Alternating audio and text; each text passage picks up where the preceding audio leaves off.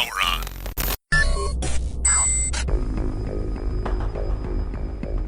Earth, 2019. Dominant species, human. Galactic potential rating, 0. Cultural affiliation, combination of government and global businesses, corporatism, legacy institution. Species still conservative, superstitious, and religious. Ecologically illiterate, largely unaware of cosmological foundation of love. Level of technological dependence is disturbingly higher than the galactic standard. Species distracted and behavior controlled by technology companies. System error. Advanced concepts detected beyond normal human levels. New galactic potential rating, over 9,000. Transmission type, podcast. Host, the Man of Tomorrow. Brian Sovryn. Source, Sovryn Tech.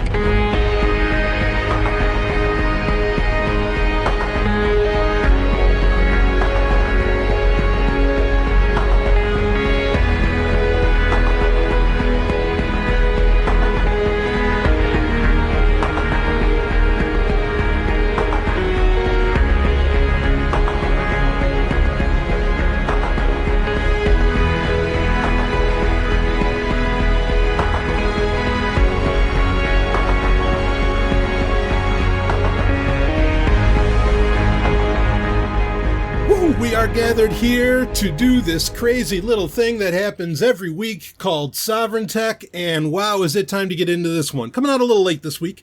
Had a really crazy, business and travel schedule that I will probably talk about on some Zomia 1 Underground content. Of course, if you want to join the Zomia 1 Underground, you just go to zomia1.com and you get your hookup there. And you get access to thousands of hours of exclusive content, including new content that comes out every week. In fact, there will be a new Q&A coming out not long after this episode gets released, because we like to have those out just about every Wednesday. Something quick. So Podbean, which does the hosting of this podcast and of the entire Zomia 1 network, Podbean, they announced back in July that they were going to allow for live streaming of podcasts, and then you could release those podcasts after the fact. Now, I used to do this back when it used to just be Patreon or instead of Podbean, and we had the live Q&A Hangouts, which used Google Hangouts. Now, of course, in fact, this is kind of fitting because we'll talk about this, another Google service getting canceled here in a minute. Hangouts Hangouts still exists for business customers, for G Suite. But for your everyday people, Hangouts is gone. And it ended, I think, August 1st. In fact, Rob and I, my dear brother, Robin, he and I, who co-hosts TIE Fighter Renegades with me, our Star Wars podcast, he and I used Hangouts really up until, and I know a lot of podcasters did, to, be able to easily record. I mean, because what you could do is you would just, you'd make it like an unlisted or private recording. Okay, you'd set up a YouTube live chat, or, YouTube Live is still out there, but it doesn't allow for what I'm describing. But you'd set up, like a private hangout, and then that would create a YouTube link, even though it was private or unlisted, and then you would put that into, I don't know, like Clip Converter or something, and you could just download the MP3, or you could download the MP4 from your own YouTube library, and then just, use any video converter or something to convert it into an MP3, and then you could release it as a podcast episode later on and do editing and everything. I mean, it was, kind of hackneyed, but it worked. It did the job, and it was about, Hangouts, to its credit, fuck Google, but Hangouts, to its credit, did allow for, basically its buffering was pretty good. And so you had a more consistent connection than perhaps you would with, say, Skype, which you'd have to plug in a recording solution for that anyway. That's kind of a pain in the ass, which is why a lot of podcasters weren't using Skype. I know some do, but, that's a bit of a workaround. The other nice thing was that you could control, say buffering wasn't doing well, or you had a slow internet connection. You could directly control the quality of the video feed. Okay. And it was nice to be able, when you have video and you can look at each other, it's, podcasting is best. Radio in general audio, recording in a studio is best when everybody's in the studio. If you can't do that, it's really helpful to have video so you can at least look each other in the eye and pay attention to some body language and so on. Otherwise, you're kind of flying blind. It's a little unnerving when you do things that way. So anyway, Hangouts was a pretty solid solution as far as that goes. A lot of YouTube, what could be called YouTube podcasts, I guess, people who do podcasts on YouTube, were using this feature, especially because it was live. And I used it with a private listing for doing these live Hangouts where people could call in, they could join on the Hangout, they could ask me questions, we could talk back and forth, or we could use the chat feature on the side of that exists, the live chat feature that exists on the side of a YouTube video. It was very, very slick, but I knew it was going to be dying off. They had announced it months previous, okay, and I, as much as anyone, know best to not rely ever rely on a Google service. I don't care how big you fucking think it is. Sooner or later, they're all going to die. It is nothing less than a miracle that Gmail still exists. Seriously, it's a fucking miracle. And I think it only exists because the world still runs on email. If Google had its way, they would have killed that. They'd have everybody using Allo, which, that's dead. So, that said, Podbean was coming out with a solution that would basically allow for the same thing. I signed up for it a while back. They have not rolled it out yet, at least to me. I don't know if anyone has had it rolled out to them yet. I know that Patreon was kind of doing the same thing. Of course, we've stepped away from Patreon and we're all in on Podbean with Zomia 1 and Sovryn Tech now. But when that happens, I'll let people know, because I know there was a very exciting thing for people to get involved in. Were the live Hangouts, and I love doing them. And actually, as I've said before in the past, it could work for where I could do live full-on Sovryn Techs that are available to everybody, not just Zomia 1 Underground members, which I don't know if I do that all the time, but I think it'd be fun to do every once in a while. So just so you know, that sort of thing is coming. But it's just as well for me that I don't rely upon YouTube or Hangouts or any Google service really as far as that goes. And I'll tell you why, because actually, I didn't have this in this order, but we're in the Foreplay here. We're talking about the little stories happening in the tech and science world or worlds. And this one should not come as a surprise, but on September 18th, and this was just announced, like with Hangouts, we had months of announcement to get ready for it. I think they knew so many people relied upon it. So, I guess there's a little bit of credit there. But YouTube Messenger. Crickets. Why are there crickets? But you didn't know that existed? But yes, YouTube Messenger is being canceled on September 18th. Now, this was I think a lot of people used it at first. I think we even talked about it when it first came out. And basically, and there's more of this, you can see a lot of areas where YouTube is trying to implement Patreon-esque features, or Podbean-esque features, depending upon which way you want to look at it.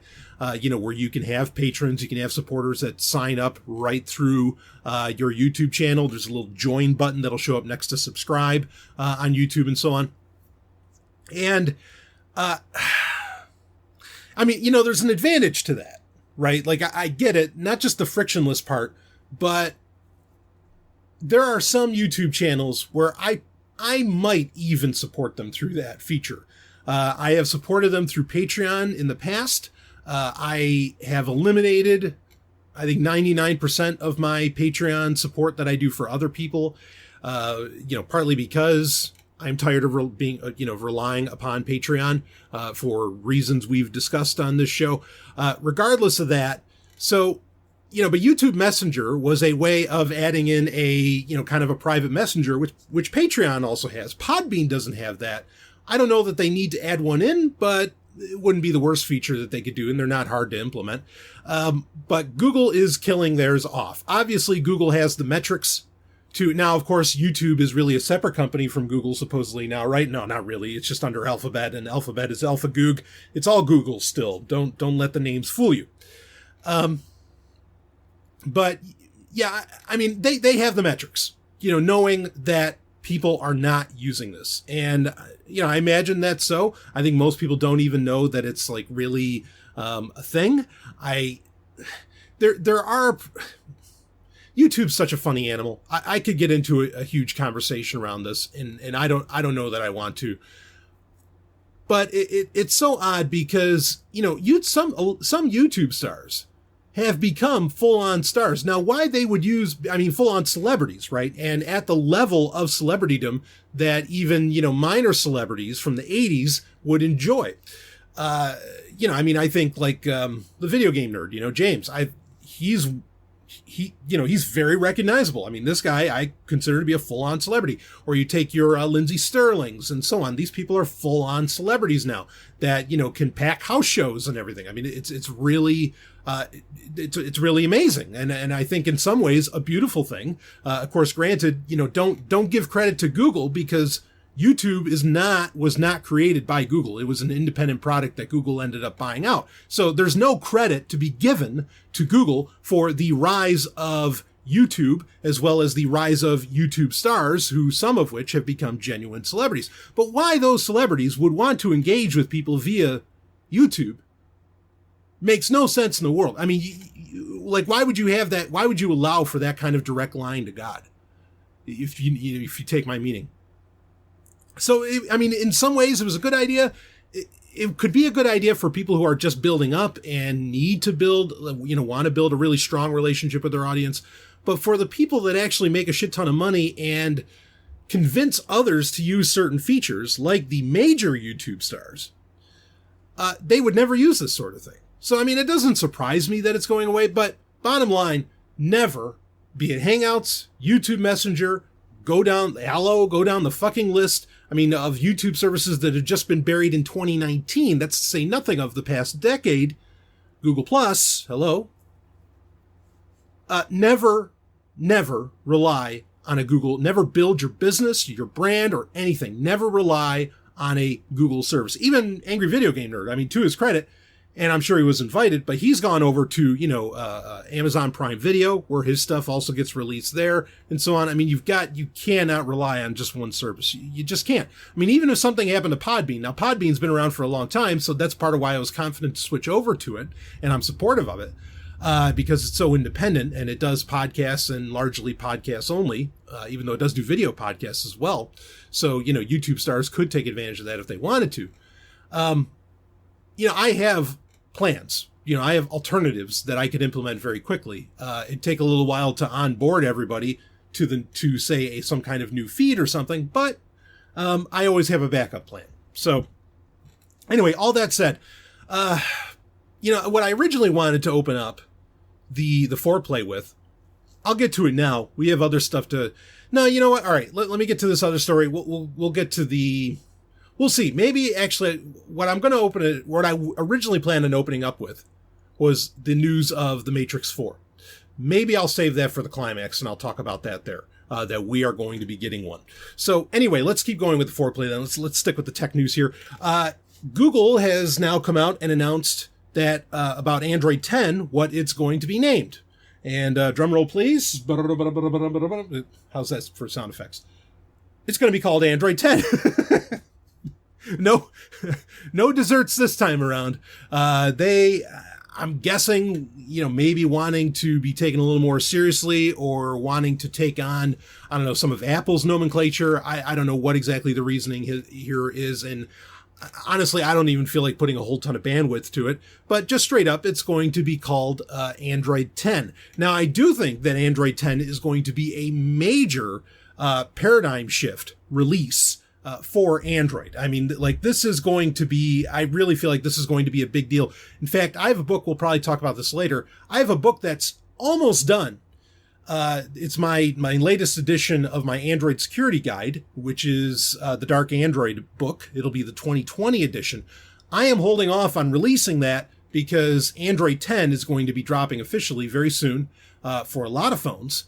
And I want that book to be covering Android 10 because I do think it's going to be such a major, I don't want to say a quantum leap. That we're going to talk about that too during the story of the week.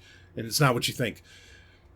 But it's going to be such a jump, such a shift ahead that I think it's important to cover, Android 10.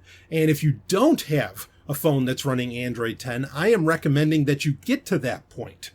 Because again, I think it is going to be such a dramatic shift. In fact, I think just about every Android One phone, which are the phones that I've been recommending, unless you're rocking Lineage OS, which is great, every Android One phone that has come out like in the past couple of years, like Nokia's phones, except for the Nokia 2, which that's like the one Nokia phone we reviewed. Or no, I did review the Nokia 6.1 as well, but we reviewed the Nokia 2. What a shit show. From was that from 2017 or 2018? Anyway, that one won't be getting it, but that was an Android Go phone anyway. But every Nokia phone and I believe every Motorola phone that are Android One, they are all going to be getting Android 10, which is pretty impressive. In fact, Nokia has also announced an extension of security updates for all of their Android One phones that they've produced so far, an extension by like a good another year or so. Which is, I mean, again, that's why I recommend using an Android One phone. That's going to have some bearing when we get into our story of the week and talk about some stuff, the importance around that. I think for, basically the everyday person, but even the very privacy and security conscience. Yeah, it should have a conscience based on that, but the conscious of that. So anyway, and speaking of, getting something new and, privacy and security minded, the Pinebook Pro, which we have been talking about quite a bit on this show ever since it was first announced, it is now available for, pre-sale. You can pre-order it for, not a pre-sale, but pre-order. You can pre-order it for $199. And they apparently, as it was the original Pinebook, which I have one, they apparently are making very little profit off of this, if any. They just want this hardware out there and getting the open hardware infrastructure going. And I can believe them. That's probably true. I recommend this. We reviewed it in episodes previous. I'm going to give you a quick breakdown of specs on this thing. But the main reason that you want this is that it is open hardware, open source hardware, if you want to call it that you actually control. There's no real Intel bullshit in it. It's not even an Intel processor. You're ignoring all of that. And again, that $199 price is pretty good. Actually, it's great, but judge that by the specs, of course. Here we go. So it has a 14-inch 1080p IPS LCD display. Frankly, any computer under $200 with a 1080p screen is pretty goddamn amazing. And 1080p is, in my opinion, the sweet spot of where you can multitask on a computer. Have multiple windows open, right? Multiple software. And it's great if you're watching Blu-rays, but you're probably not going to watch Blu-rays on something meant to run some version of Linux or whatever else, right? Because most Blu-ray software, the codecs like to play nicely with Windows, and that's about it. And of course, Apple hates physical media because they hate life. So, it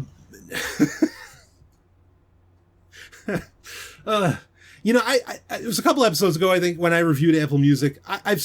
I had some people say, oh no, but it's great, but it's got this, it does this, and I kept trying it, and it's still so much shit. Like, the songs available, like, they seem to change by the goddamn day of what you can even listen to on there. It's such...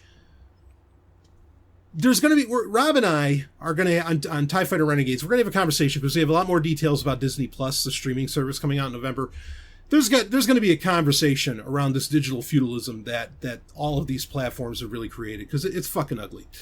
Anyway, I'm not going to get sidetracked on that. Speaking of the specs for the Pinebook Pro. So 1080p 14-inch screen, that's great. IPS, awesome. That means it has great viewing angles. Beautiful. Rockchip RK3399, I think that's a quad core. That's fine.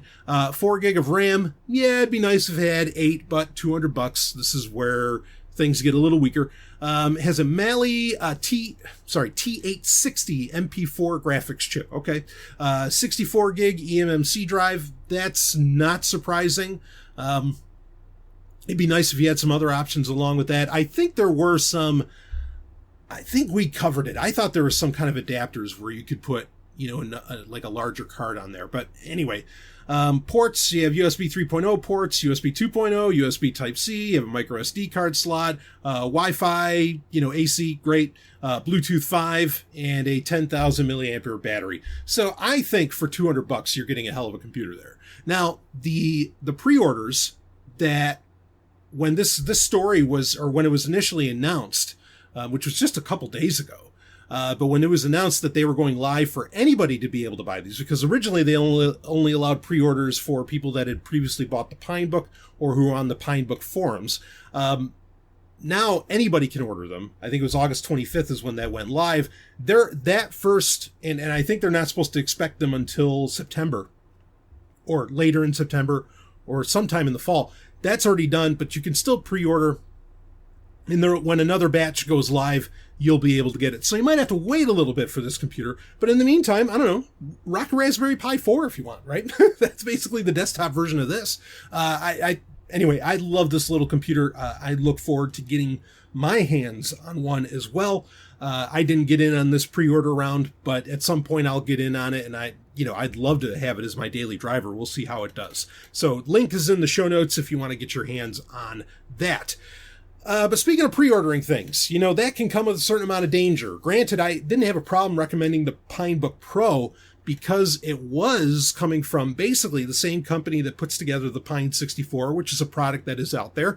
And they had a successful launch with the first Pinebook, not the Pinebook Pro, but the Pinebook. So I felt pretty good about it. Okay, that's not a guarantee. And sometimes you have to wait a bit. It took me a long time to get my Pinebook. Or, for example, like, what's the company? Astra House that has the free write? I pre-ordered over a year ago the Traveler, which is like an e-ink laptop. And I am so excited to get this device. There's a lot. I was wanting to do this summer a lot of my writing, which I have been doing. I was wanting to do that on my free write Traveler, okay? Because I'm tired of looking at fucking screens, and I don't consider e-ink screens. I basically consider them paper. It's a remarkable technology in and of itself. But anyway, that was supposed to come out in June when I first pre-ordered it, again, over a year ago. Then, then the announcement came, it's not going to come out till the fall. I hope it comes out. I felt confident spending the money on the free write Traveler because they had already successfully launched and done very well with the free write, with the original free write. So that's usually what I look for when I decide to go with a crowdfund or a pre-order or something like that. Do they have a track record of actually releasing their product? Because what ends up happening is something like what happened here.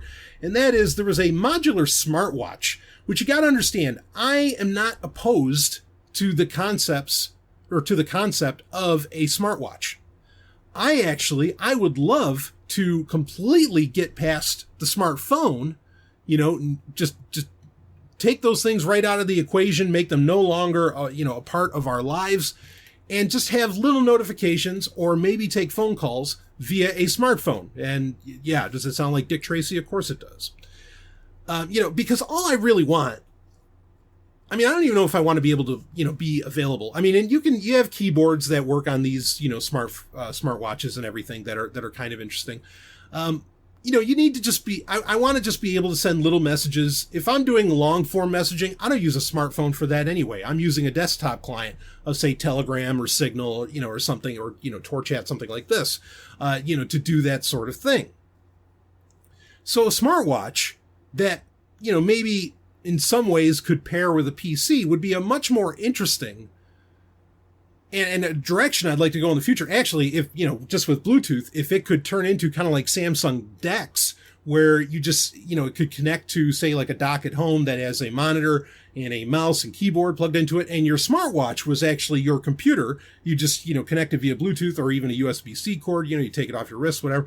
That would be really cool. I'd be totally on board with that. I've talked about that for years on this show. The Apple Watch is not that.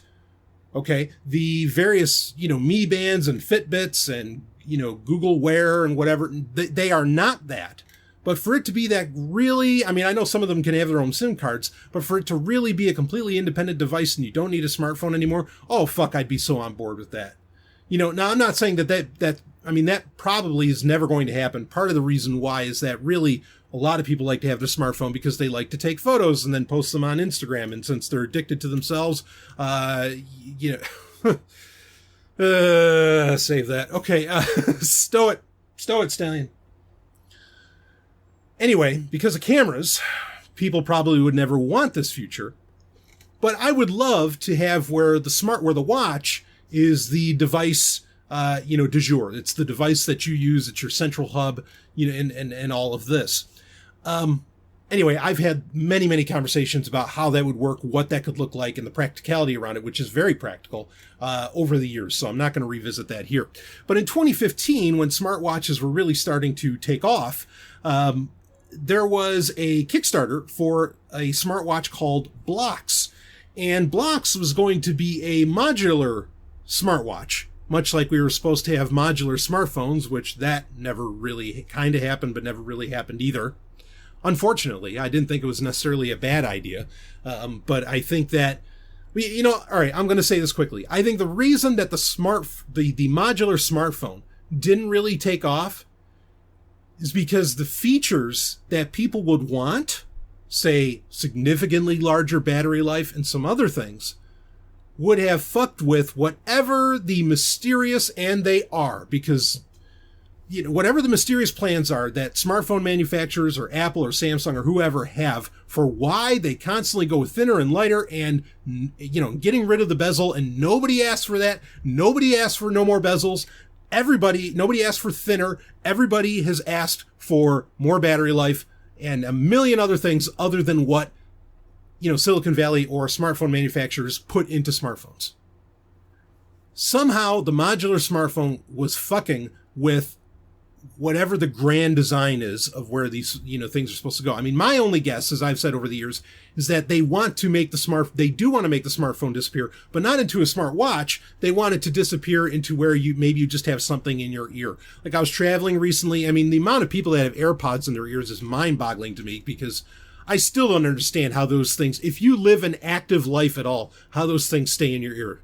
I just don't get it. But then I think really that's what it is that people don't have that active of a life.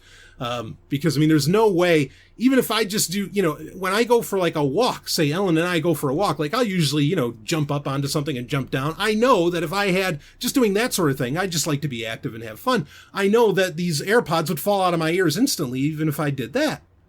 It's just not, so if you actually live life, there's no way these fucking things can stay in your ears. But I think, certainly, and I've said this when they initially came out, that Apple is trying to push people, making the phone thinner and lighter to where it disappears literally in your hand. No more bezel, blah, blah, whatever. Okay. And then, but then all you're really interacting with is Siri in your AirPods, which there could be problems with that. We're going to get to that in a Foreplay story here. That's the only theory that I have is how, as to why this is a thing.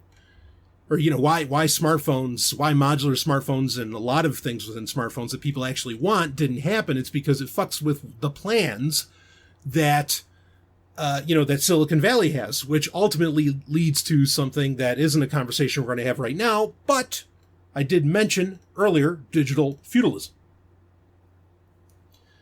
Read about how, feudalistic economy works, and I think, redistribution. You'll get my point.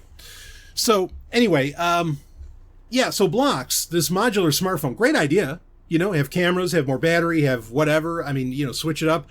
I love that. Fuck, I'd love a modular watch, like a Casio G-Shock that was modular. That'd be dynamite. Granted, I have fairly large wrists, so I can wear I can wear a huge watch on my wrist and add on a bunch of features and everything. But then that's nice too. If I want to make the watch bigger, I can do that. But this Blocks smartwatch is now, 4 years later, finally officially dead. And the reasons being is that, we had this problem with our manufacturer, blah, blah, blah. It's a song that you hear with just about everything that gets crowdfunded. And I've warned about crowdfunding for so long on this show. I'm not going to stop warning about it.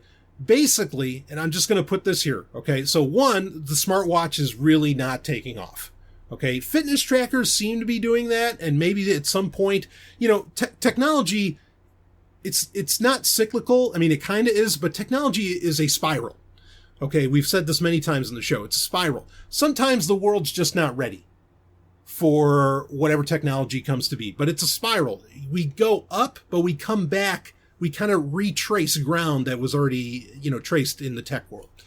And so maybe eventually these fitness trackers will morph into something even more powerful and more intriguing than the smartphone. than the Apple Watch, say. Maybe that'll happen. So it wasn't Block's time for one, but it's bullshit. Here's the thing. The only things that I recommend that you trust, you could follow the metrics I said earlier, where there's a proven track record of release previously. Again, there's no guarantees there. Look what happened with Pebble, right?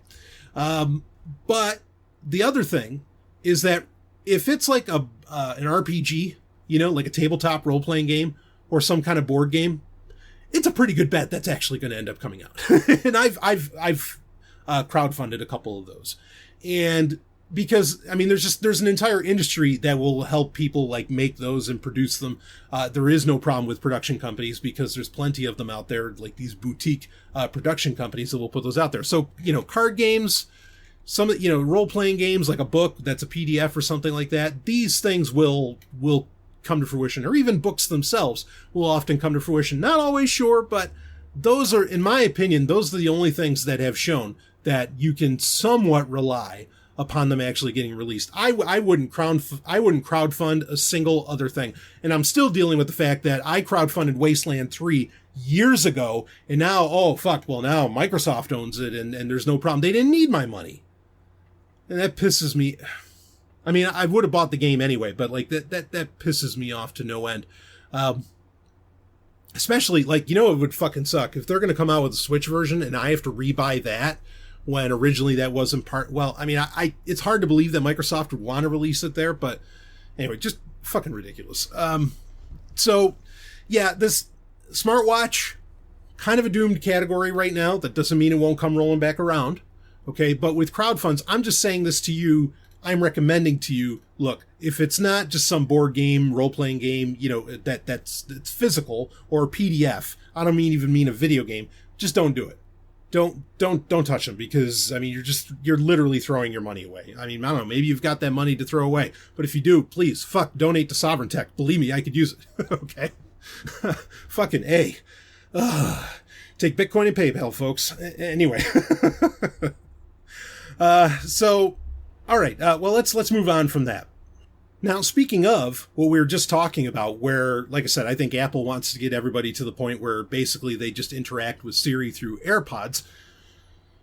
You can insert your joke about the efficacy of Siri, or how well Siri works, or the efficiency, I should say. But there was an interesting story from the Better Business Bureau, of all things, that virtual assistants, particularly Google Assistant and Amazon Alexa, Siri was also in this number, though, and I'm sure really this would be a flaw for any virtual assistant. People are using these assistants to, like, say, hey, Google, call this such and such airline, because they want to change their seat or something, and they're just using the voice command, right? Well, when they're doing this, what's happening is that you have quote-unquote scammers. Of course, if they're just playing by the rules of the system, are they really scammers? They're scammers when they take your money and they say they're going to give you something else. So that's when they become a scammer. But as far as like cheating the algorithms, which is basically what's happening here, is they are causing these companies who you think is an airline, or who, more importantly, Google Assistant thinks perhaps is your airline. They are, tricking the algorithms to allow to make their phone number rank higher than the actual phone number for, say, Iceland Air or something like that, right? Or for Turkish Airlines.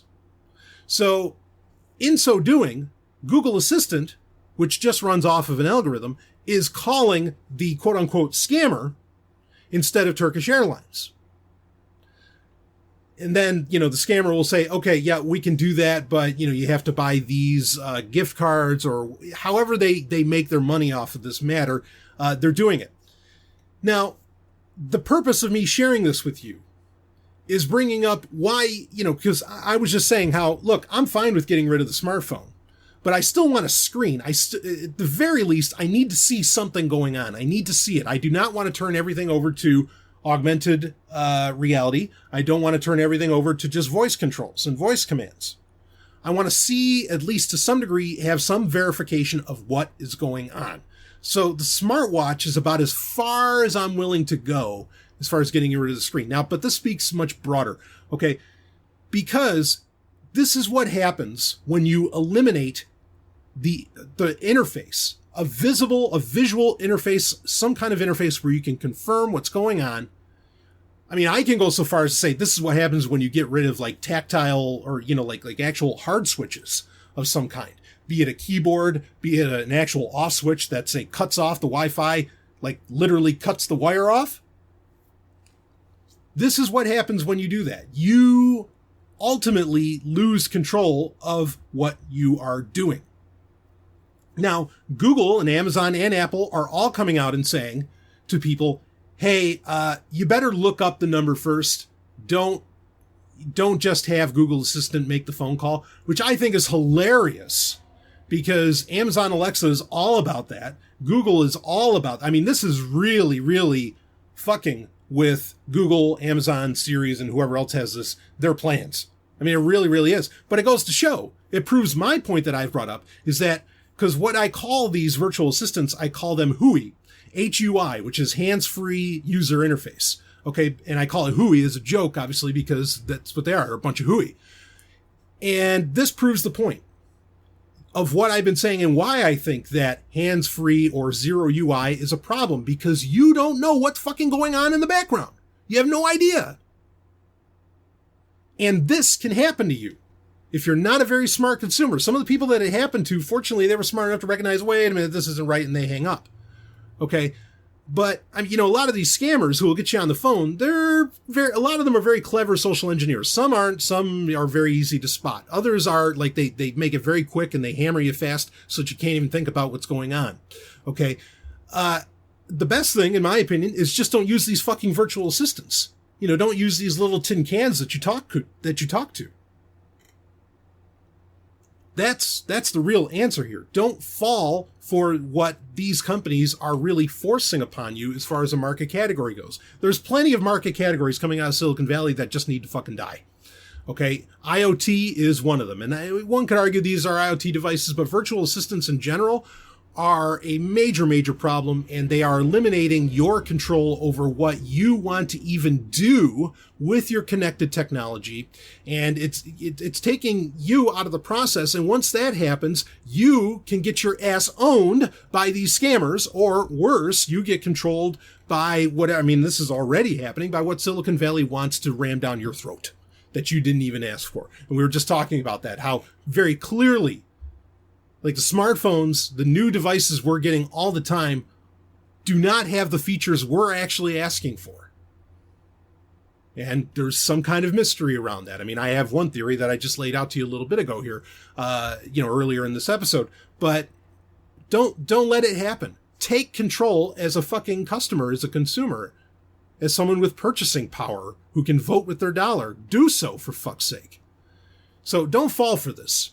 I mean, it's so funny because, again, they're saying, no, you want to look up the number yourself and dial that. I mean, they're basically admitting that, yeah, you lose control as soon as you start using these virtual assistants. This is a very tacit admission of that. So, proves me right. Exactly what I said years ago once these started becoming a thing. I said, this is what's going to happen. This is why you don't want it. Guess what? Now it's happening. Stallion's right again. There you go. Woo! Anyway. That'll do it for the Foreplay. But when you're done with the Foreplay, I think you should have a Sovryn Tech sponsor at the ready. That Sovryn Tech sponsor is none other than Blue Chew. Woo! Blue because it's the blue pill. Chew because it is chewable. First of its kind. Has the same active ingredients as Cialis and Viagra, but it's blue. So BLUE, chew.com. That's the website you're going to want to check out. Maybe you want to, you're done talking to these virtual assistants and you're actually talking to your lady friend in front of you, or your guy friend, rock and roll, baby. Or your Z friend. I don't mind. Go for it. Okay. You're talking to them instead. Things get hot and heavy. You want to go a few extra rounds. Maybe it's not just a matter of, well, you're getting a little older. Things don't get up as quick as they used to. That hard-on's not happening where a cat couldn't scratch it. You know what I mean? Maybe you just want to go a few extra rounds in bed. Well, Blue Chew can be used for that. It's as much a performance enhancer as anything else. I've tried it. Woo! That's all I'm going to say. And you know what it means when I go, woo! So Blue Chew, use the code. This is important, okay? I want you to listen to me because I want you to get, I love this so much. I want you to get your first order for, I mean, I don't need it, you know. I'm not judging anybody that does. I don't need it. I love it for the performance enhancement though. Fuck yes. Okay. But I want you to use, you get your first order free. Okay. You get to try it for free. You don't have to go to a doctor to get your action on this. It gets done all online. You can do it, but use the code TECH, TECH, use the code TECH. And all you're going to have to do is pay $5 for shipping. You're going to get your first order for free. Make the bedroom just a jungle. Again, make it wild, baby. Woo. Use Blue Chew, BLUE, Chew, CHEW, bluechew.com. It's a chewable. You know, here's the thing a lot of people don't know about me. I have to swallow pills. I have to eat something and then put the pill in my mouth and take it down with the food. Like, I can't swallow pills. I've never been able to. It's the weirdest fucking thing. I think it's just a mental thing because, like, I can swallow, well, if you only knew what I could swallow. I could swallow a lot. But if it's a pill, I don't know, there's just something mental that goes off. So the fact that Blue Chew is a chewable, man, that is a lifesaver for me. So, and a bedroom maker, baby.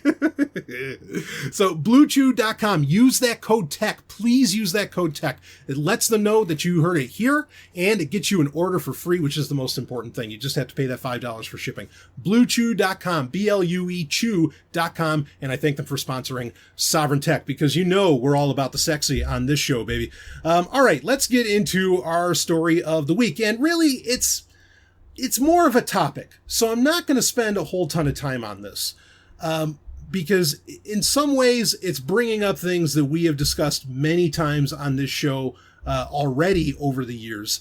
But I have a story here. There's links in the show notes for all this. There's a story from Forbes, and I'm going to try and get to two subjects here for our story of the week, because there's a couple things I want to talk about. But this is kind of a big one. So there is an app, I think it's a PDF editing app that has 100 million some odd downloads. It's called Cam Scanner. Turns out that the app itself had malware inside of it. Okay, now what's concerning about this is that it had some odd 100 million downloads. And the other part that's concerning is that it was in the Google Play Store, and it appears that Google Play Protect was not able to detect it, which Google Play Protect, or Play Store Protect, I think it's called, is supposed to scan apps for, well, malware and any kind of maliciousness. It's something you can run if you go to if you go open the Google Play Store, you go to My Apps, and, you just hit the button there, it'll actually run it any time that you want. And it's a good idea to run it. I mean, I'm not saying that Play Store Protect is a bad thing. No, it's a very good thing for what it is. But it's not perfect. Of course, what is? Sure. What is perfect? Pretty much nothing. So, pretty much. Might be a couple things out there that are perfect. But anyway, so Cam Scanner, this app, which is with 100 million downloads, you would assume is very popular, did have this malware, which chalked up to, I mean, Kaspersky, I think, detected it, which folks don't run antivirus on your smartphones. Please don't. Okay, there was a story a couple weeks ago. I didn't run with it. Maybe I'll run with it sometime in the future, where there was a major, there was AV software that had the same issue, where it basically had malware in it. Just don't. Okay. Because I'm going to give you the actual solution of what to do about this. Now, 100 million downloads. That's a lot. That's a lot of people. In fact, we mentioned Telegram earlier. We're going to talk about Telegram a little later on in this episode. Telegram, okay, has 200 million users? I don't know what the install numbers are, but they're probably a bit higher than that. So 100 million people would seem to be quite a bit. First thing I want to point out to you that has nothing to do with the malware. Those download numbers, often enough, are bullshit. They don't really mean anything. I mean, it's a nice metric to go on to find if a piece of software is in any way legit, as if it has, high download numbers, but there's really no guarantees with that, okay, that's actually going to do anything for you, or that is a guarantee, clearly, by this story, that it means it doesn't have malware, or that it's well established or whatever. I mean, a better thing to look at, and even this, really you have to look at a lot of metrics, and even this isn't foolproof, is how often is it updated? I think that's a very important thing. Now, if you have software and apps, say, that you've been using for, I don't know, back in the Android 3 days, right? And now we're in Android 10. if there's software you're using then and say it hasn't been updated since, I don't know, 2014 or something like that, I mean, there's a chance it might not even work in modern versions of Android. But if it does, I mean, well, you know what that's about, and you trust it to whatever degree you trust it. But, an update schedule is a good thing to look into as well. Like, when was it, and the more recent that it's updated, the better you can feel a bit about it. But you got to be careful with all these metrics, because updates could be practically meaningless, but they would register as an update, and these download numbers mean practically nothing. Okay, clearly. I mean, again, I don't know that cam scanner, like, here's the headline from Forbes is, new Android warning, 100 million plus users installed app with nasty malware inside, uninstall now. Now, yes, of course, uninstall now, that's obvious. But, all right, side note, if Forbes really gave a shit, they would put it in the headline what the app was. That way people instantly uninstalled it. But no, of course, they want you to click on the story and get ad impressions, which kind of speaks to something I want to get into here. But other side of that is that there is no guarantee that 100 million people have this installed. Like, in fact, it's a good bet. I mean, if something has 100 million people using it, you probably know somebody that uses it. I don't know that many people that actually, I've never met anyone that uses a cam scanner. Just putting that out there. That's not a guarantee either, but just putting that out there. So the 100 million number can very likely be bullshit. The fact that it has malware inside of it, no, that's not bullshit. Should you uninstall it if you do happen to use it? Yes, of course. But here's the rub. This is, define malware for me, for one. I mean, I understand what the malware was here. I would argue, just about anything that like tries to track you in any way or sends data to a third party should really be considered malware. So, don't install any app, right? But the point I want to get to here is I want to bring up a couple of concepts that I specifically, I coined the terms, and that I have been espousing for years on this show. One is software, or if you want to use the word app minimalism. Only install software and apps, and this is true not just on smartphones, it's true on any device, PC, whatever. Only install apps that you need, you're going to use. Because every app you install can potentially become a gateway. Now, I'm gonna expand upon that a little bit more. The other thing, of course, the second part to that is what's known as account minimalism. Okay, where you have as few accounts as possible. All right, because every account you have is another opportunity for your data to get leaked, and you could have a real problem if you happen to share passwords across accounts. You should always use different passwords for every account that you have. If you want to rock LastPass to make that a possibility, even on your smartphone, that's not a bad idea. It's not perfect, but it's not a bad idea. There's a lot, it's set up two-factor with the YubiKey, all that. These are things we've recommended for a very, very long time over the years. In fact, speaking of recommendation, maybe I'll save it. I'll open up Hackslick with it, but Edward Snowden made a very interesting tweet that I want to get to. Anyway, here's the thing, okay? This can be true for so many apps, and I am sure that the amount of apps that have some kind of malware in them are probably astronomical in number, considering the billions of apps that exist, okay? And if you think Apple is somehow, immune to this, I would debate otherwise. But regardless, that's not the conversation we're having here, and that's far more technical. What I want to say to you is that, in my opinion, with a smartphone, okay, now if you're rocking Lineage OS and you're going with a bunch of open source options out of F-Droid, totally different story. You know what category of user you are. For the everyday user and perhaps even the advanced user, where if the argument is you have to have a smartphone, you just fucking have to have a smartphone, then I am assuming you do some kind of business on there, some kind of interaction that requires services that, say, Google provides or Microsoft provides or whoever. Maybe even Adobe, which hard to believe, but okay. Here's the thing. I want you to pick one company's suite of apps. Be it if you want to go, like we talked about in last week's episode, if it's Microsoft's, like the Galaxy Note 10, right, where they're pre-installing a shit ton of Microsoft productivity apps and everything, whether it's Microsoft whether maybe it's even your phone manufacturer, though those, the level of security on those is debatable, or if it's Google or whatever. Okay, you pick the company and you stick with their shit. And you don't install much of anything else, if anything else. Change your relationship with your smartphone, because I guarantee you, be it malware, data leak, go down the list of the exploit of the thing that could potentially harm your digital life, which absolutely directly today can harm you physically, or cause physical problems of some type in the physical world.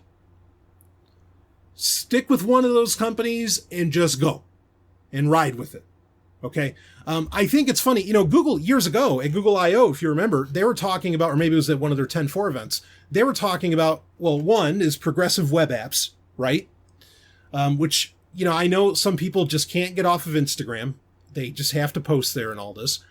The progressive web app, I've used it. The progressive web app for Instagram is rock solid.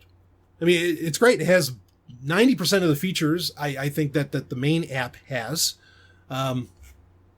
But it's a progressive web app where you don't have to actually install any code. It just ends up running in Chrome, which is Chrome is fairly nicely sandboxed as far as security goes within your web browser. Okay. Or, I think it uses the Chrome framework within Android to run for progressive web apps to run. Anyway, progressive web apps, I know everybody was saying these things are going to take off. They have not. The other thing that hasn't taken off was the feature that Google talked about where you didn't have to actually install the app to start using it. You could just stream it off of their servers. Now, I had said, well, this is a very interesting feature. I don't know if it's ever going to take off, but this is a very interesting feature, to do. But I think part of the reason that neither of these have really gotten to the point that people were anticipating them to do so is because most apps from developers that you don't even know, there's plenty of legitimate ones that are wonderful, like Simple Notes and Simple Gallery and all. Those are great, from a great team. But I think there are a lot of app developer companies that they do not want to be a progressive web app because they want to install, say, malware or something that gives them a lot more than the value of just the app itself.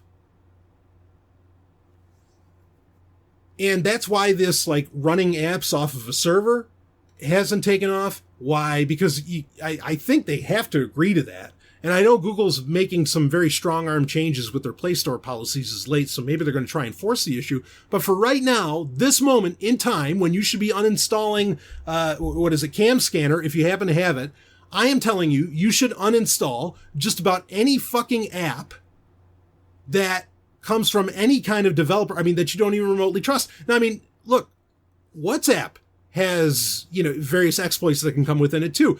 I'm going to tell you here, the only two apps that I think you should be installing for communications, you have Android messages built into it. Okay, fine. And Google's maintaining that. And I'm glad at the very least they're fucking maintaining something instead of YouTube Messenger and Hangouts and whatever else fucking getting canned. Okay.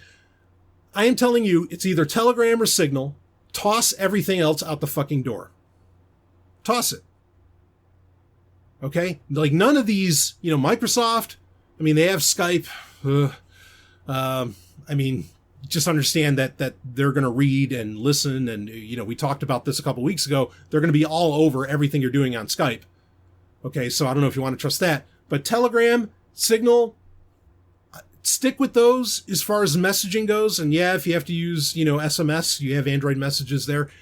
You have as few apps as fucking possible. And go ahead. I'm giving you permission. Okay? Do you need permission? Do you need somebody to tell you it's okay? I am telling you it's okay. Go ahead and use Google Docs. Go ahead and use Google Drive. Go ahead and use all the, that Google suite of apps. Okay. And please do not go and install apps from these, from this Wild West that is the App Store. Don't do it. Okay. Because, well, again, this is what's happening. Now, do I want to live in a future world where, say, with a smartphone, you could install an app independently, kind of like you do through F-Droid and stuff like this? Sure. But then also, that's a far more educated populace. And that would also be with smartphones and operating systems where you have a lot more visibility and transparency on what's happening in the background. Okay, and that's when so I am giving you the populist argument. Okay, you find, and if you want to go with Microsoft, go with Microsoft. I don't care. Just stick with one of these companies, stick with their apps. Is it a guarantee of security? No. But it's a hell of a lot better than people just downloading these wild ass apps from wherever, doing who knows what kind of bullshit and just leaving them on there and not even think about it that they're there, and it's collecting a shit ton of data about them, putting on malware, and who the fuck knows how that malware is going to end up getting transmitted. Maybe it'll be through an MMS message or something. Fuck it. Go with account and app minimalism. Okay? Pick one account. In a Google account, look, I've talked about this. The advanced protection program with Google is fantastic. It's absolutely fantastic. All right. For what it is, fuck Google, but for what it is, it's great. Where you have to have that two-factor authentication enabled, and it protects every app that you use as far as that goes, as far as what's logged in with Google. So do that. Okay. Because the more secure you are, the more secure I am, the more secure we all are. So I'm imploring you. Okay, we talked earlier about having an Android One phone. Get an Android One phone that has regular security updates. My Moto X4, this is one of the cheapest phones on the market right now. It's fantastic. I'm going to say fantastic again. It's a great phone. It's really a great fucking phone. I just got the August update, security update, like 2 weeks ago, middle of August. And there are many manufacturers that would pull that off. That's awesome. Okay, look, if you are not going to go into the world where, you're rocking Tails all day long, only using the Tor browser, open source hardware, you got your Pinebook Pro or your Privacy Beast, right? Remember we talked about that? If you don't have those devices, but you're just like, no, I have to use Google. No, you don't understand, Stallion. I have to watch YouTube, even though, God damn it, the videos on there, as far as educating me, are as an Etch-a-Sketch to a PC. Even though it's that bad, I just have to watch it. Then if you need to do so, please just do what I'm telling you here. Secure our shit as best as we can. Okay? So, yeah, because these reports, what I want to happen is especially for Sovereign Tech listeners, but I'd love it if it was the whole world. I want this kind of story to come out and for you to basically laugh and say, well, that's not me. That's not affecting me. I don't have an app remotely like that on my smartphone. Of course, I'd love it if you lived in a world where oh, that's not me. I don't even have a smartphone. But I don't expect that yet. So that's what I've got for you. Anyway, I did have, I wanted to get into another conversation. It has to do with Twitter and the whole trending thing. It's an abstract conversation. I'm going to save that for another episode of Sovereign Tech, but I think it's something important to talk about. Don't worry, folks. I'm not leaving Twitter. Okay. I am there. That's where I share stuff. That's where I share updates generally about, if the show has to come out a couple days late or, anything that's going on. I share a lot of stories. Sometimes it's stories that I even talk about here. So you can get a nice preview on there. But I do. Oh man, there is a conversation to have. Anyway, real quick before we go to break, Ed Snowden, Big Eddie, he had a very interesting tweet just the other day, and I actually retweeted it, saying that, well, this just, proves me right once again. Basically almost every week I recommend using Tails. I think we already talked about that earlier or just a few minutes ago.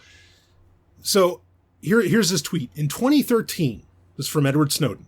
In 2013, when a small team of journalists and I went head to head against the NSA to reveal the secret system of global mass surveillance, we used Tails to communicate to reduce the risk of basic but deadly mistakes.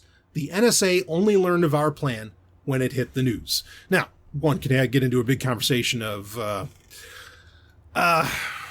what did the NSA know and not? But regardless, there it is, okay? If you needed more incentive of when I tell you we should all be using Tails as far as communication goes and things like this, and that the smartphone itself is, the idea that security, granted, what we were just describing is legit and a way to mitigate this, but ultimately, at the end of the day, that security is an illusion on a smartphone, which we've talked about in recent, and I am quoting Steve Gibson in that.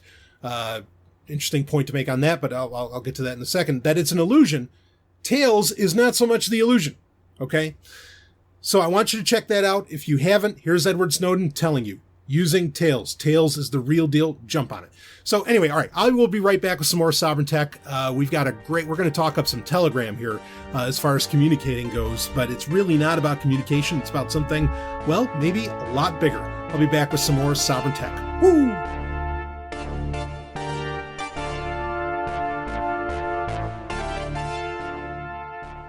Hey, if you have a project that needs reliable cryptocurrency data, check out blocktap.io. Blocktap.io is a universal cryptocurrency API.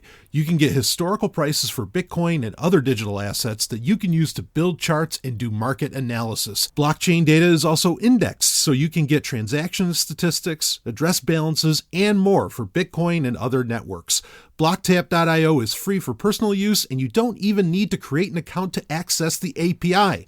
To get started, try some of the example queries on the homepage at blocktap.io. Again, that's blocktap.io. blocktap.io, and we thank them for sponsoring Sovryn Tech. Woo! Let's get back to the show. This week in blockchain. It is time for This Week in Blockchain, and, a couple announcements quick to make. One, I will be, or I am planning to be, anyway, I already have my ticket, I'm already registered for it. I will be at the LastPass event. I'm not speaking or anything like that. I'm just going to be there. I will be at the LastPass, the Cybersecurity and Identity Trends Unlocked event. That's the name of it. And it's not just LastPass, it's actually LastPass and Twit. The podcast network that I love, twit.tv. They are presenting this. It's Thursday, October 3rd, 2019, and it goes from 3:45 p.m. to 8 p.m. Eastern. This is in Boston at the Intercontinental Hotel. I put a link in the show notes. I think it'll be right at the top of the Foreplay. If you want to be there, I'm going to be there. Steve Gibson's going to be there. Leo Laporte's going to be there. I'd love to see you around there, but I am very intrigued to hear Steve Gibson present Squirrel and much more, I assume. And I just think it's going to be a great time. So if you want to sign up, link is in the show notes. And I think it's for free to go. And LastPass is going to do some giving to charity. I mean, it just looks like a great event. So I'm very excited for that. A bit in my backyard, from where I am right now. So I'm excited to attend it in Boston on, again, I believe, October 3rd. So that said, also, I do want to tell you that anything we're talking about here, if you want to get a national conversation started around it, granted, Sovryn Tech is a global show that's listened to literally all around the world by thousands and thousands of you. But if you want to start a national conversation in the United States, perhaps on the number 27 talk show out there on the radio, you could call into Sovryn Tech sponsor Free Talk Live. Go to freetalklive.com. It is a show. It's the only libertarian radio show on the internet. It is a show that runs 7 nights a week, 3 hours a night. Unbelievable. And you can download all the podcasts. It's been going for over a decade now. I think I can say that, which is amazing. I mean, I'm always amazed that we've been going almost 8 years now on Sovryn Tech. Okay. This is what, Sovryn Tech is one of the longest running tech shows in the world. But for Free Talk Live to be an open phone show that you can call into, really, they don't filter much. I know, I used to host it. I used to be the guy who would take your calls, for a couple of years on Sunday nights. But, every night that you could do that and you could be getting this info out there and having this conversation, and I know the hosts would love to have it, go for it, check it out, freetalklive.com, and I thank them for sponsoring Sovryn Tech. So, okay, we have more to discuss. It is time for This Week in Blockchain. That's where we talk blockchain, Bitcoin news, all of that. Boy, Bitcoin's on a nice little ride. I think Bitcoin's always on a nice little ride. It always holds value. It's funny, like I see the various financial news where, this bust is coming up and blah, blah, blah. And they're talking about the regular stock market, not cryptocurrencies. But every time I read those, I don't sweat it because I'm like, well, yeah, but Bitcoin's out there and it'll survive. It'll weather all these storms. So regardless, this is not actually about Bitcoin, at least not directly. But this is about cryptocurrency. Story coming from The Verge from August 27th, 2019. Telegram will launch its Gram that's GRAM, Gram cryptocurrency by October 31st or bust. So this is very interesting. Let's read a little bit about this. Telegram's cryptocurrency, the Gram, may be going public after all. The encrypted messaging app company plans to deliver the first batches of the coin in the next 2 months, according to a report at the New York Times. The last time we reported on the Gram, it was to note that Telegram was canceling its initial coin, its ICO. So the news may come as a bit of a surprise unless you've been following Telegram and cryptocurrency closely. But if you have, you've probably heard a rumor that Telegram has a hard deadline to make it happen. If it doesn't deliver by October 31st, it legally forfeits the $1.7 billion it raised to make those coins a reality. Now, Stanley breaking in on this quick. There's just a couple more paragraphs, but I'm going to break in on this fast and we'll finish up. First off, the Gram, I think, is a horrible goddamn name. I really do. I mean, I get it. It's, money has an interesting history with weights and measures, and, the gram is a unit of weight. And anyway, I just think that that's a dumb name because Telegram, Gram, I think just gets confusing. But whatever, that's just me. And I'm a fan of Telegram, Pavel Durov, and all that. I'm not knocking. I'm just saying that wouldn't have been my first choice.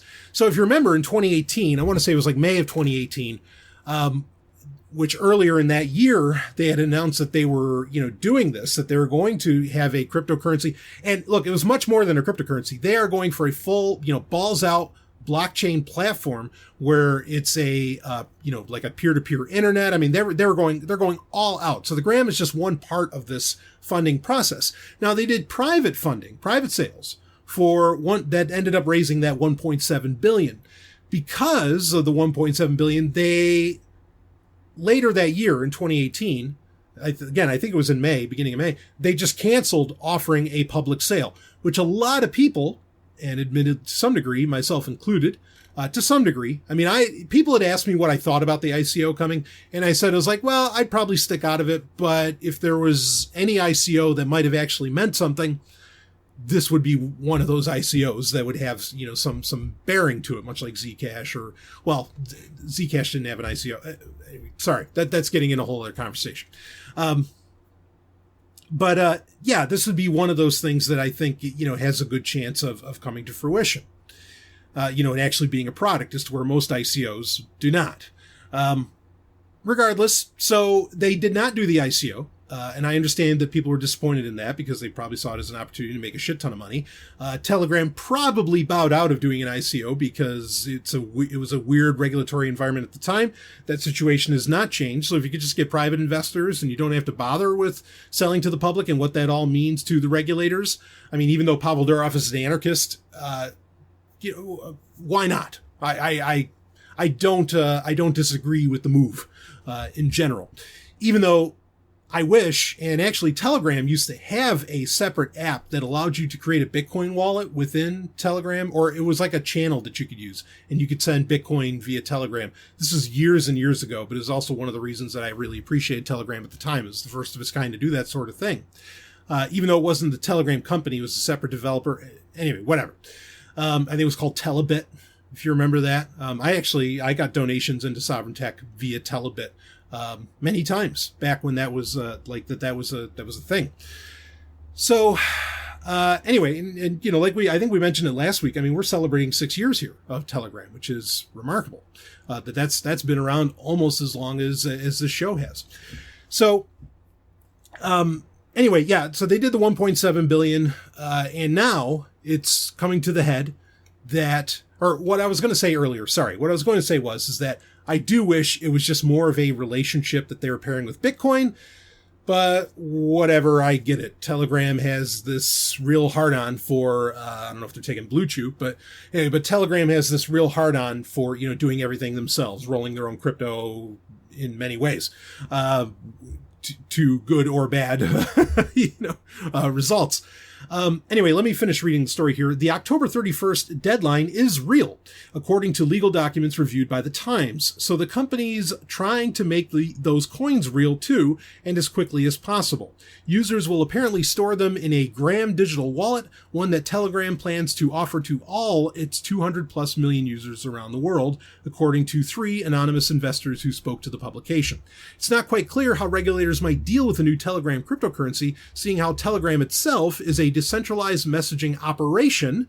I want to be clear on that. Decentralized messaging operation, not platform, operation, that's happily, I'll explain that, but we'll read up here, that's happily tangled with governments in the past. Again, Pavel Durov's an anarchist. He doesn't care. Facebook's Libra is the closest parallel, but one based in the United States, and it's already encountered quite a bit of early scrutiny. So, and I think there's a key point there as well. Now, the decentralized messaging operation, here's the thing. The base of operations, the company that is Telegram, whatever, LLC. I think that's the actual name of it, or whatever it is, something like that. Moves like every month or so.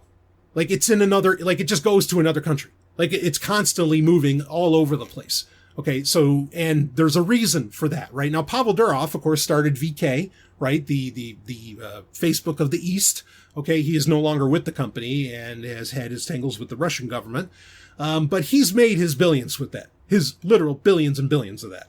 Okay, this is one of the, top wealthy guys in the world. Or at least he was. I don't know how things are going now. But anyway, Telegram, by design, and again, he is basically an avowed anarchist, much like Moxie Marlinspike is as well, who runs Signal, which is part of the reason why earlier on in the show, when we were talking about app minimalism, I was saying run Signal or Telegram. Signal has the better encryption, no doubt. Okay, but run either of those or use both and, use them in the different capabilities that each has. Okay. But part of that is, I have an old Sovereign Tech saying, which is don't follow the money, follow the attitude. And, anarchists is the right attitude in software. And you can find people in the tech, tech journalists all over the place. I mean, I'm an anarchist myself, but tech journalists all over the place who are not anarchists, who are probably dyed-in-the-wool leftists and whatever else, they proudly come out, and you can find it on Twitter, wherever, and they're even in their stories, that they are so happy. Even if they're not anarchists, they are glad that there are anarchists that are making apps, because they just ideologically exist outside of all of the political bullshit that is causing so much trouble and has always caused trouble in the world. They're happy about that, even if they don't agree with them philosophically or ideologically. They're just glad that, oh, fuck, I'm so glad anarchists are making this, because, God damn it, we need people who just don't care about the laws making our security, And I don't disagree. I mean, we're talking big name people with The Independent, with Ars Technica. Go down the list of them, of journalists that have, that have espoused this, the importance of people with this philosophical inclination being the ones developing these apps. So, Telegram, in order to thwart a lot of regulations, I mean, I'm guessing, yes, absolutely, they are a decentralized operation, meaning that they operate out of multiple countries and they are always moving. It's the right way to go. So how's the regulatory environment going to handle the Gram? We don't know. This is new territory. Okay. I mean, everything in society feels like new territory, but this really is new territory. Are they going to implement the Gram wallet right into Telegram? Maybe they'll make a separate app, and maybe they'll use their development platform, which is Telegram X, which they bought or they acquired from the developers for that. They might put it into Telegram X and see how people use it and see how it fits in with the overall UI. I don't know. Nobody knows, or at least nobody outside of Telegram and their investors know how that's going to end up working out. I think, for people to want to even begin to use the Gram, it would behoove them to have it right into the messaging app. Okay. I'd be curious to see the numbers of, like, Gmail allows for you to instantly send money in it. Facebook Messenger allows you to send money, not the Libra, but when that comes, I'm sure that'll happen, but allows you to send money in it. There's a few messaging apps that allows you to connect to basically PayPal or some funding source, and you can send money through it. I'd be curious to hear how much those are used. I don't imagine they're used much, because you have to have it attached. Now, I mean, with Google, it's a little bit different because you have Google Pay, right? That can be attached now. But because you have to go through such a pain in the ass of putting in all your banking information and everything else, I would wonder how much those actually get used. Regardless of that, if the currency is part and parcel of the messaging app, a few interesting things happen here. One is that you don't have the friction of having to put in a bunch of banking info and whatever else. Okay, how are you going to get your hands on some gram? That's a great question to ask. I'm sure we'll get an answer about how that works. Okay, but for the gram to work within Telegram so well, and look, Telegram has a lot of other things coming. They're dealing in identity as well, right? Like you have Passport 2.0 built into Telegram. And they have recently, which I applauded them for, they have recently released features that concentrate heavily on local social interaction. Okay. For the money to be part and parcel with the messaging platform very much creates an intrinsic value that most cryptocurrencies, most other altcoins or shitcoins or whatever you want to call them, just don't have. So this makes the gram a very, very interesting proposition. Okay. If some company, if the ice cream stand down the street ends up taking gram in the United States, and the United States says the gram is not SEC compliant or something like that, what's going to happen there? Is somebody going to get arrested for taking a gram? This is going to be very interesting territory that we are going to keep a super close eye on Sovryn Tech. But what I want to bring up here is two things. One, this may not happen, okay, because they have to release it by October 31st. I imagine they could just put out something, some kind of MVP, just a minimum viable product, right, that makes it acceptable, or that meets the criteria to not have to return the money to investors. Okay, I can imagine that would happen. I can't see why it wouldn't happen. So I do think the gram's going to become a reality, but I could be wrong about that. And I'll say that straight. The other thing is that this is, I don't want to say necessary, but I think the waiting, maybe my best theory here is that this has been ready for a long time, for a very long time. And the waiting to the last minute is to collect as much data as possible, to get as much info as possible about what Facebook plans with the Libra. Because everything's competing with Bitcoin, okay? In fact, Bitcoin has no competitor. Do you understand?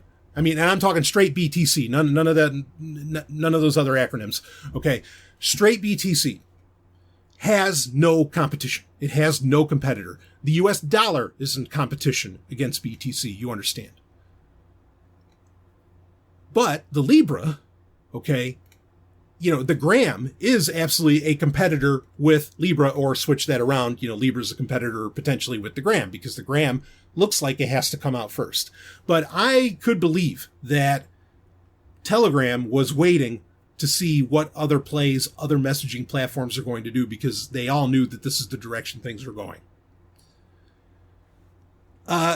So yeah, I expect this to end up becoming a thing. I think it's going to be very interesting.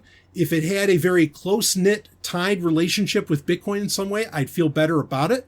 But this is something we're going to be keeping an eye on. Come October 31st, if it's out there, incredible. Could Telegram part with 1.7 billion if they don't release on the 31st? Yeah, probably. And they might be okay. But still, why not just get the gram out there in some form or fashion?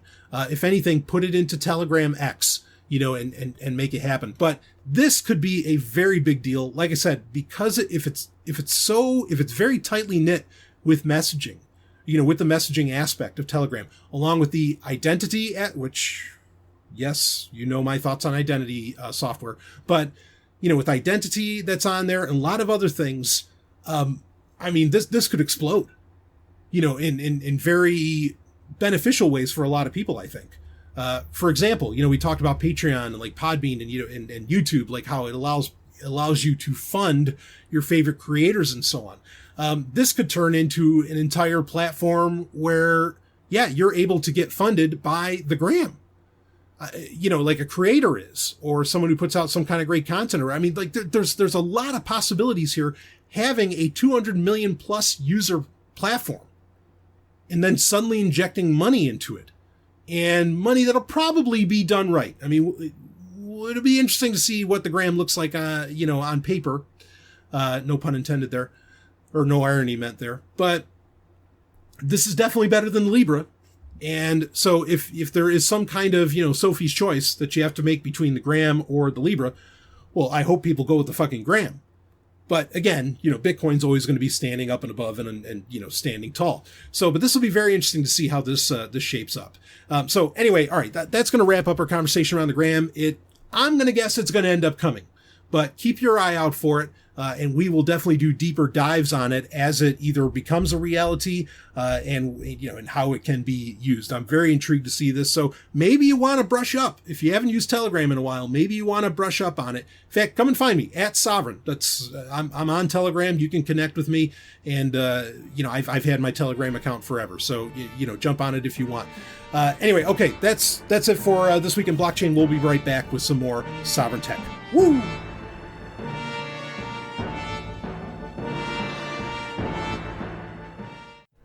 In 2014, he ran from Miami to San Francisco, raising awareness for Bitcoin and the homeless epidemic in America, and now he's doing it again.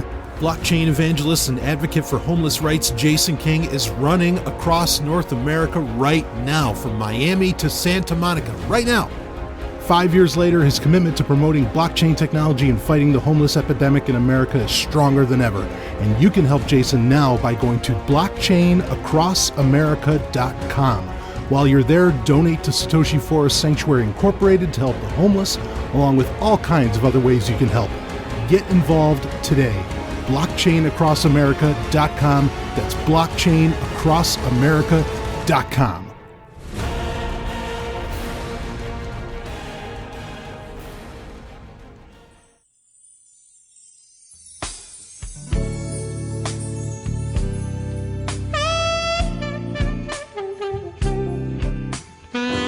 The Climax.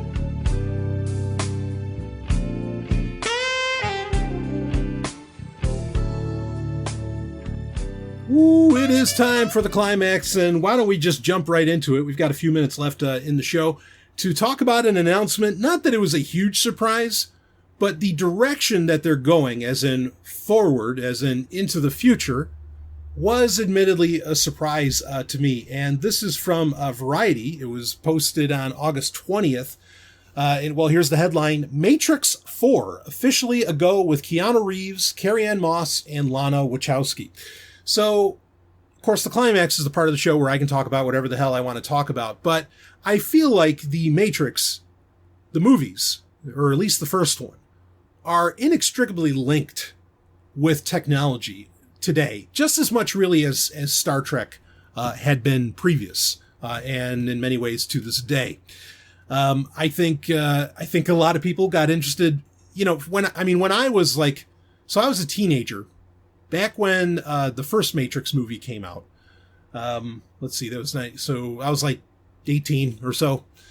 I had already been inspired, 5, 6, 7 years ago previously by the movie Hackers, which, much like The Matrix, did not give in any way a accurate representation of what hacking the system actually looks like.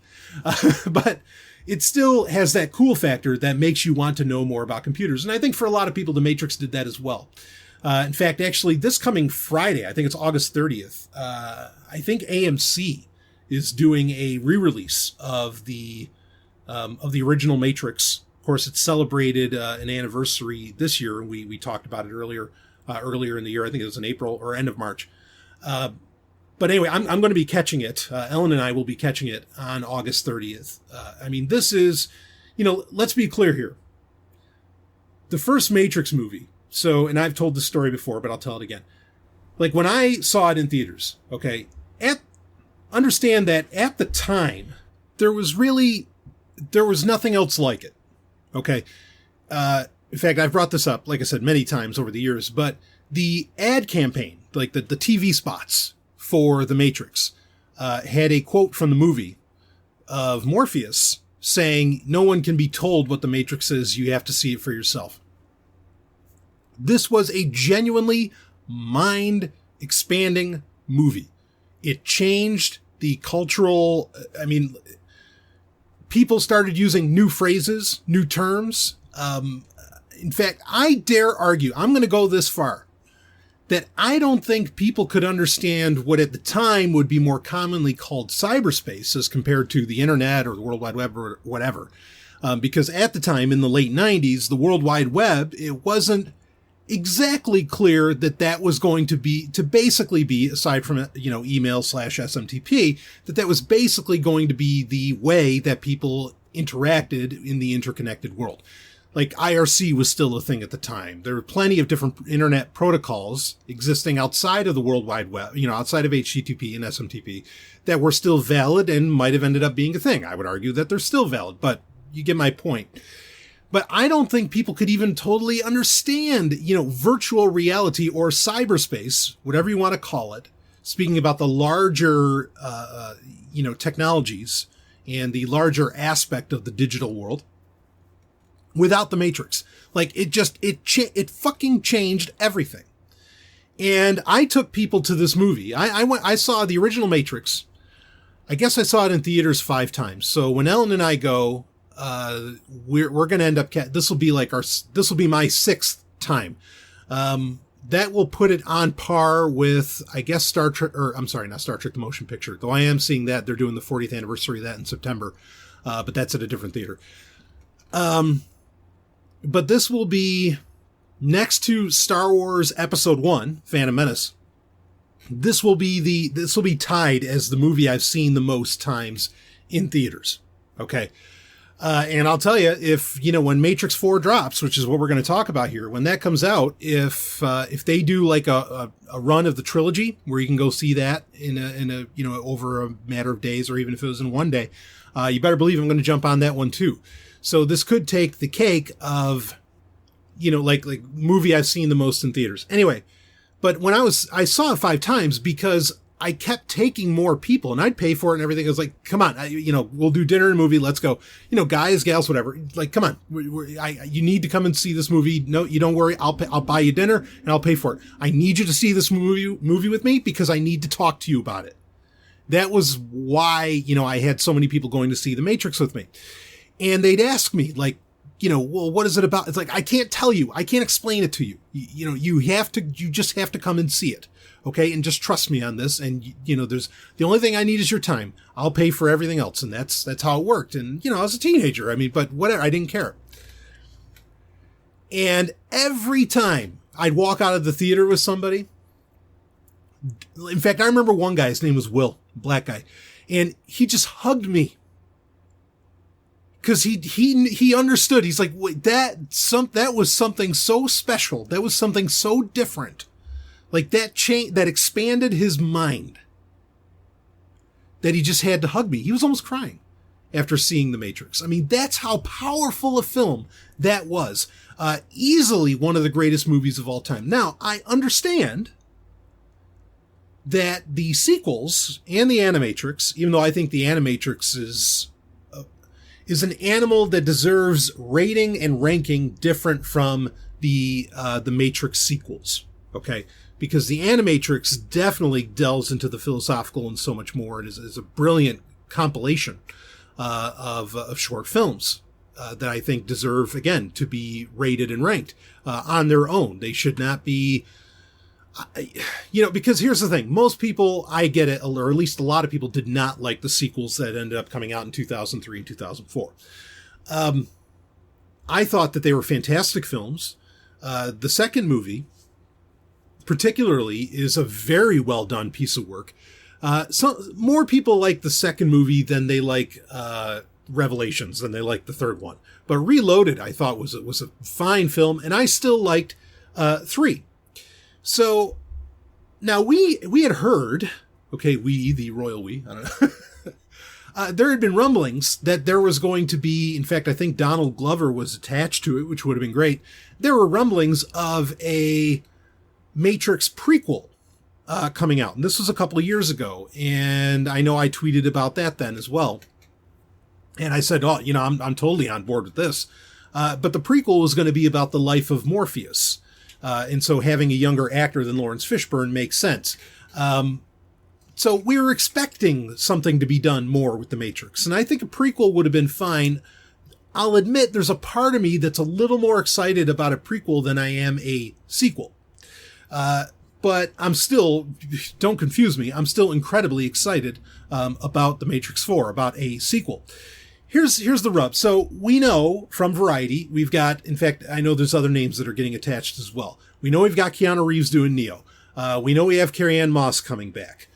Both of those are fine, and I'll explain why, because you're probably wondering, like, wait a minute, aren't they, like, dead or something?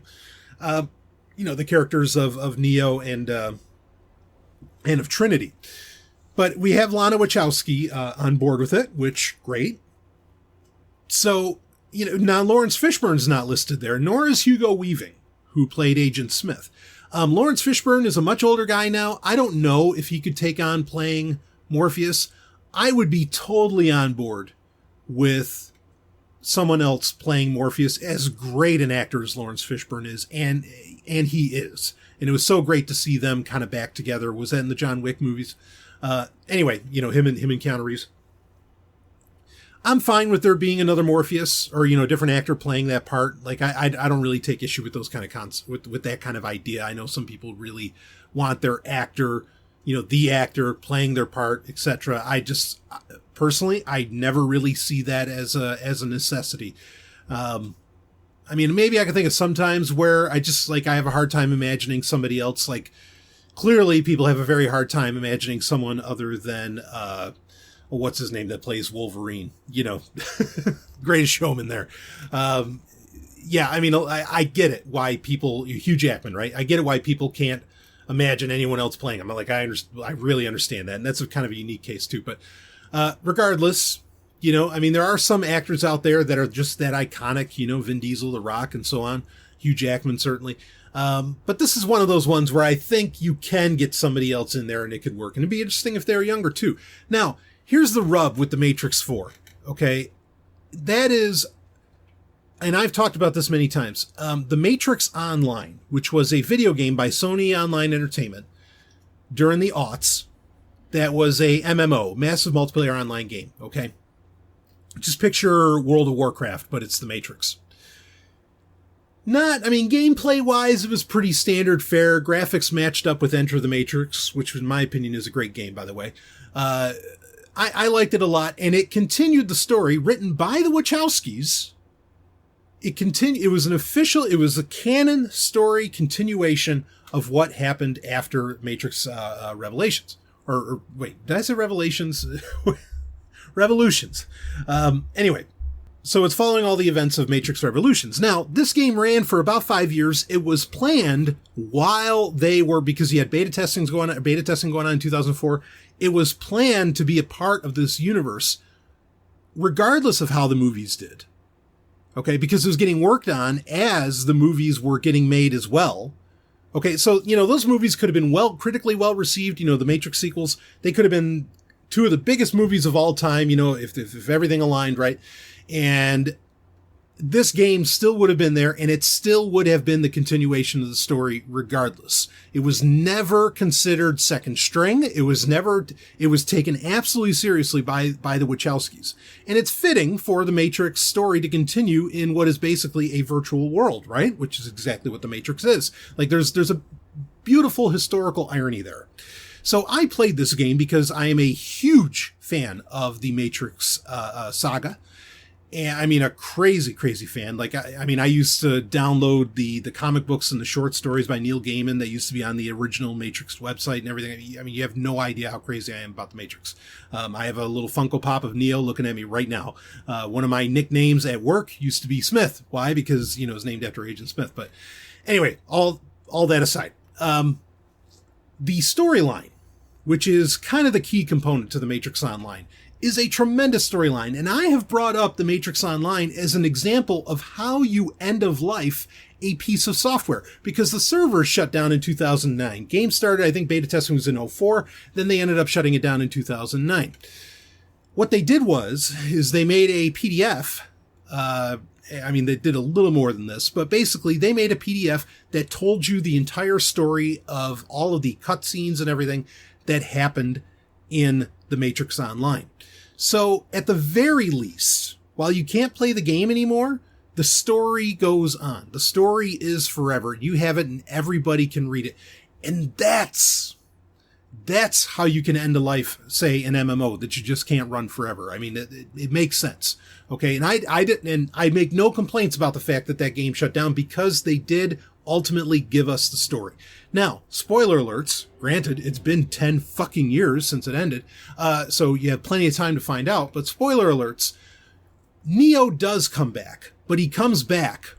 And this is part of how I think the story was really ahead of its time with The Matrix Online. He comes back as a woman that wakes up in the hospital, and her name is like an anagram of Thomas Anderson. Okay. It's like Sarah something.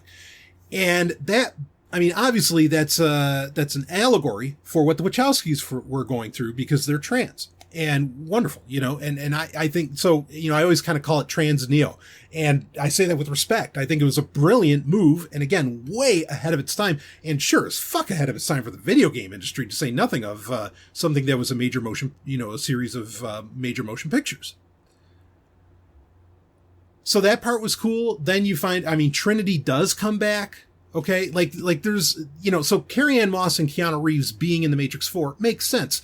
And not only that, I just hope that they don't ignore the events that occurred in The Matrix Online, because there's a lot of big stuff that goes down.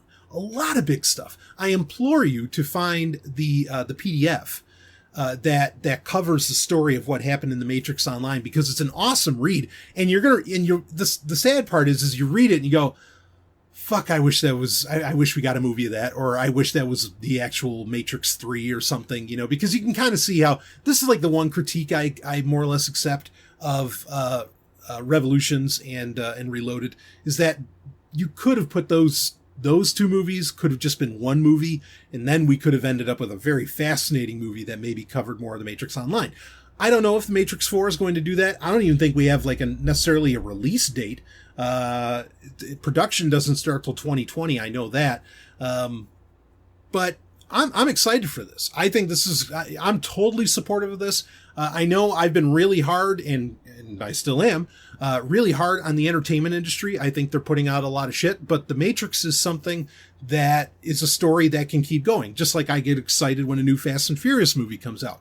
Great. I'll get excited when a new Matrix movie comes out, but understand that both Fast and Furious and The Matrix are franchises that come out of the time when Hollywood was still willing to be a little experimental and, for lack of a better phrase, take some things on faith. That's not true anymore. Now Hollywood is completely algorithmic and templatized and categorized. I mean, it's horrible. Okay. You just don't really end up with much experimental anymore, unless it's made by Aronofsky or something. But regardless,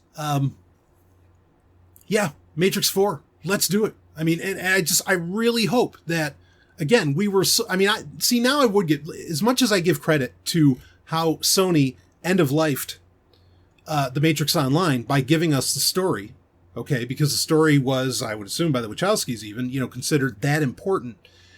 If they're going to treat that as not canon, because I was able to give the story in such a beautiful presentation like that PDF, I accepted that The Matrix Online came to an end. Okay? It's okay with me because you didn't take everything away. However, if now, because of The Matrix 4, The Matrix Online is all bullshit, I'm going to admit, I'm going to be a little pissed about that. I'm still going to see The Matrix 4, but I'm going to be a little pissed about that, because now I do feel like I wasted my time. Understand that, Enter the Matrix, which was released just before, and it was a major part of, and it had, full motion video, the whole thing. The Matrix Reloaded came out. What was exciting about playing that game, and what really wanted me to keep playing that game, and what kept it from just being a Tomb Raider or Hitman clone or something, was the fact that this was absolutely canon. This was part of the story, and it was a very ballsy way. I do a Star Wars show, and we talk about a lot lately how it seems like all these things, comic books, movies, and all that are supposed to be canon and have effect on the movies or have bearing within what happens in the movies, how it just doesn't feel that way. it's totally different with the Matrix. Enter the Matrix felt like you were getting it was such a big deal. Even on the Blu-ray set, which I have, they released all of the cutscenes from Enter the Matrix, kind of as its own movie. That way you could experience it, because it does give you hints and other interesting information that some of which doesn't play out until Revolutions. That's the right way to have a, little multimedia empire, as it were. But if you're going to take the Matrix Online, make that bullshit, and make what happened there not legit, I will be disappointed at that point, because then I really will feel like I wasted my time. Because, look, if the Matrix Online was just like, oh, this is just some fun stuff happening in the Matrix, and we're just using these characters and these factions and blah, blah, blah, I would have never played it. I wouldn't have bothered. I wouldn't have given a shit. I played it because I was getting sold on the story. Okay, and there are a lot of gamers. Hello, there's a reason that JRPGs are a fucking genre of games, right? There are a lot of gamers who they play things not for multiplayer, not for all that. They play for story and story first. That's the kind of gamer I am. That's the kind of gamer a lot of people are around the world. Maybe not so much in America, because Americans have no taste. Maybe not so much in certain parts of the world as in others, but regardless, JRPGs are a thing. Story in a game is a thing. That's what I got sold on. I don't want to feel like I wasted my time and my money. I just don't. And it's easy to play this up.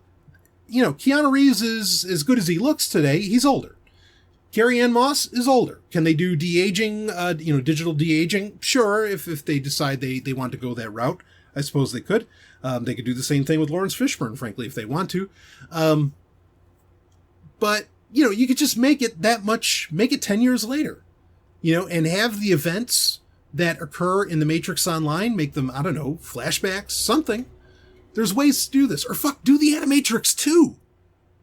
And make animated movies of what occurred. Hell, you could just update the graphics on the FMV from the Matrix Online and make animated movies of the events in the Matrix Online. That would be fucking awesome. In fact, that just struck me. That's a brilliant idea. Who do I tweet at to tell them we want the Animatrix 2 before Matrix 4 comes out? I'm so fucking on board with that. And after the fact, if Matrix 4 does well, which I hope it does, I'll still take that Morpheus prequel.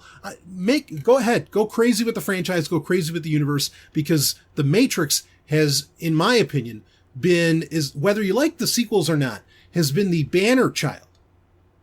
Okay, the poster child, I should say, for how you do a franchise right, an interconnected multimedia franchise. This is how you do it right. And part of that comes from is that the Wachowskis were so ahead of their time and on the pulse of what's cool, and all of the multimedia they took advantage of, like comics and games and everything, they were actually fans of themselves. So I hope that happens again. I'll tell you the one thing that I'm a little worried about. The soundtrack might not be as depressing as it was back in the day. They might go with a very different soundtrack. In fact, is Don Davis still alive? The guy that did the score? I mean the soundtrack, like when, they had Monster Magnet and, everybody else. I don't know. I hope we still get a really cool soundtrack for it anyway. But how soundtracks, those things matter to me. So The Matrix 4, it is something that is coming. I am excited for it. Again, production doesn't start till 2020. I expressed what I hope, we get out of this. I'll take more comics. I'll take whatever Matrix shit they want to toss out there. I want to look at it, and I am having the confidence. I am saying this, feeling the confidence, I should say, that Lana Wachowski is going to make sure that it's worth our while to be into everything outside of the Matrix 4 movie itself. That's what I want, okay, to really make this worthwhile. And maybe some of the entertainment industry is paying attention. Like, I'm amazed. Was it that Kevin Smith He-Man cartoon, which that's called Revelation or Revelations?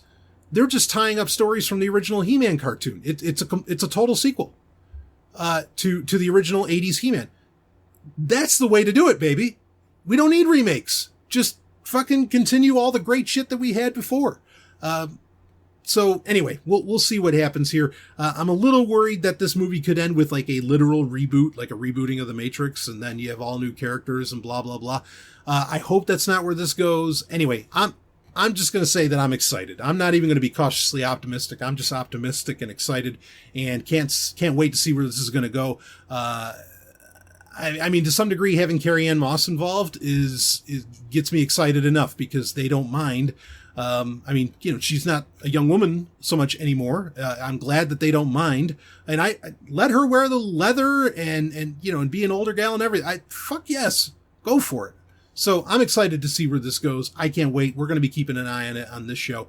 I'm going to go catch, Ellen and I will go catch the original Matrix here in pretty short order. So maybe we'll do a little review. Maybe we'll do a review series. We'll see.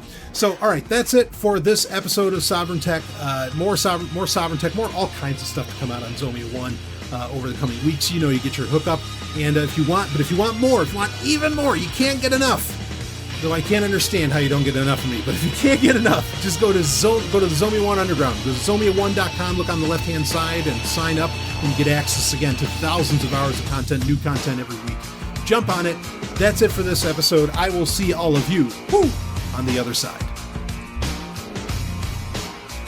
You just experienced Sovryn Tech. Go to sovryntech.com. That's SOVRYN tech.com. And connect with us there. Find links from today's show and catch our podcast feed. Sovryn Tech is copy heart. Copying art is an act of love, and love is not subject to law. So please share the show however you like. Welcome to the evolution.